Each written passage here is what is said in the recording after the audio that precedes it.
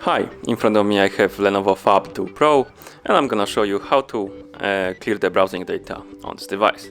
Let's start by opening the browser, and to do it let's just tap this icon right here to open the Chrome browser.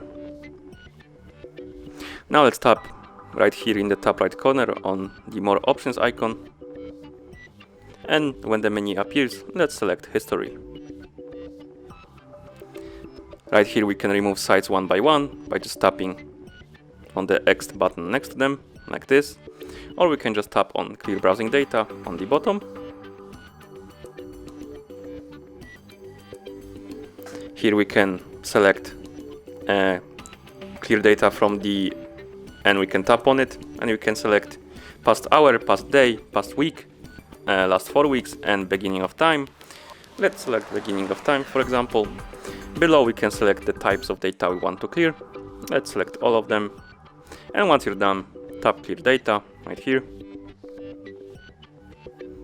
As you can see, all of the history was removed. And that's how you remove or clear the browsing data on this device. Thank you for watching.